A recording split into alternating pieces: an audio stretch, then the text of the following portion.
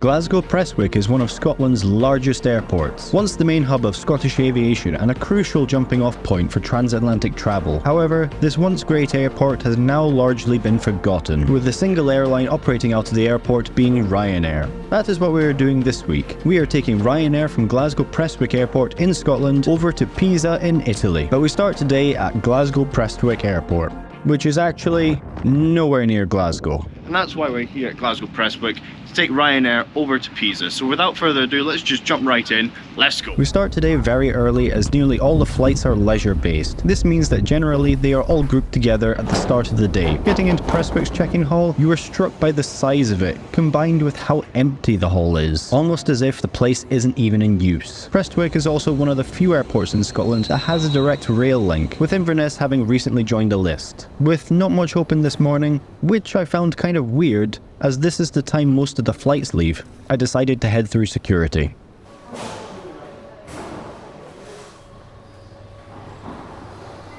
Okay, so that is us through security. Now we've got about an hour till the flight, so yeah, let's just see what's available. I think we can get some breakfast, which looks amazing right about now. W.H. Smith, bar, breakfast place, seems about it.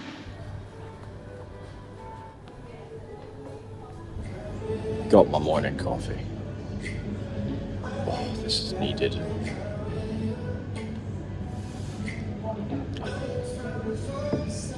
Nothing beats first coffee of the day, absolutely nothing. As you can see, there are just 5 flights today.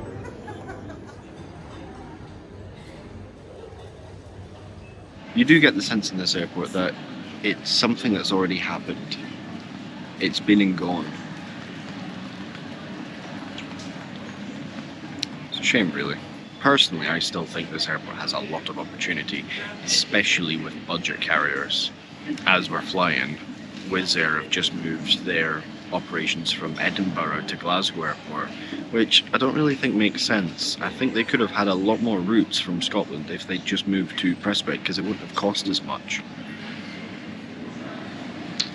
But that's just my opinion. While pondering the history of this airport, we were called for boarding, and it must be said that there is a lot of history here. You see, Prestwick Airport in days gone by was crucial for many reasons over its life. During the Second World War, the RAF used Prestwick's location to control the eastern half of the Atlantic. Then again, due to Prestwick's location post-war, it was used by both civil and military operators to make regular transatlantic flying possible. From the humble family on its way on holiday, the businessmen crossing the pond, military exercises, and even US presidents have used Prestwick. Prestwick also being the only known place where the king himself, Elvis Presley, set foot in the UK. And all of this thanks to Prestwick's position in relation to the North Atlantic. However, in time, as technology moved on and the range of airplanes became longer, the importance of Prestwick waned. And as Glasgow International Airport was opened near the city of Glasgow itself, this largely spelled the end of Prestwick's commercial passenger viability, with Passengers and Airlines preferring the newer and closer Glasgow International over Prestwick. Getting onto the apron, our aircraft today is this Ryanair 737 MAX 200, a high-density variant of the 737 MAX 8. Getting on board the Ryanair 737 MAX, it was cleared today wouldn't be a full flight, but around 50% full. And shortly after the doors were closed, we were given the safety demo and taxied our way out to the runway for takeoff.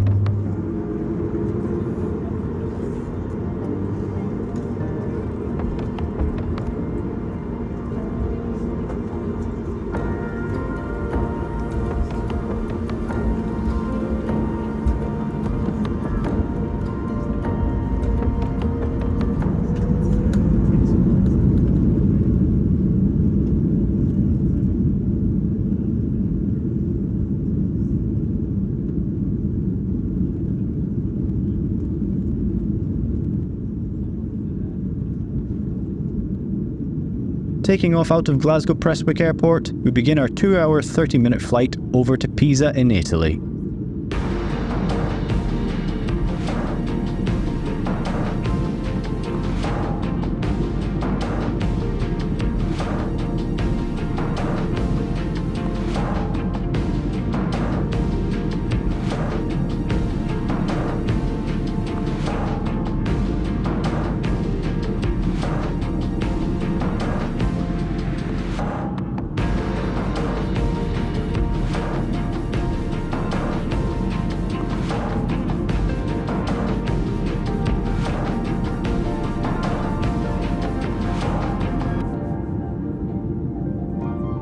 Finally breaking through the clouds on this very overcast day, we settle into the cruise towards continental Europe.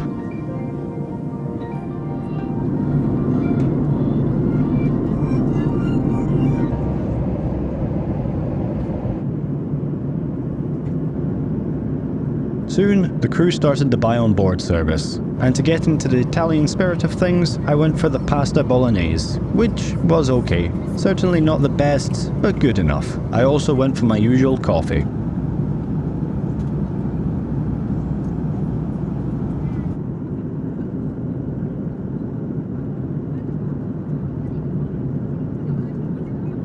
As we crossed the Channel and into Europe, the skies became very busy with all the air traffic, and as we crossed the Alps, we began our descent into Pisa.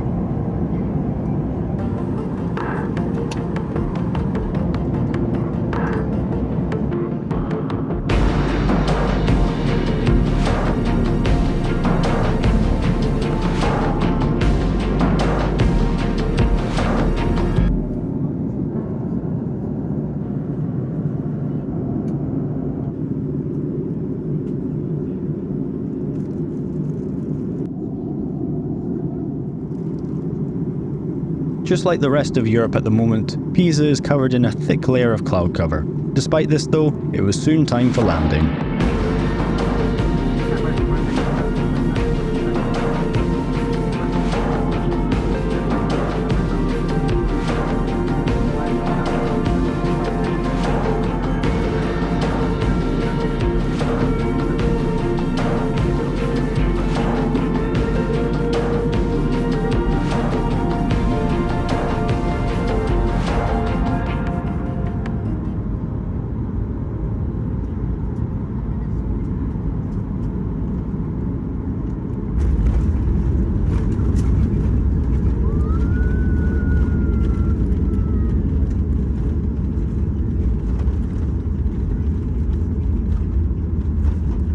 Arriving into Pisa International Airport, that concludes our 2-hour 30-minute flight from Scotland's forgotten international airport, Glasgow Prestwick, which was the whole point of taking this flight, as I wanted to experience for myself what Prestwick was, is, and what it could be.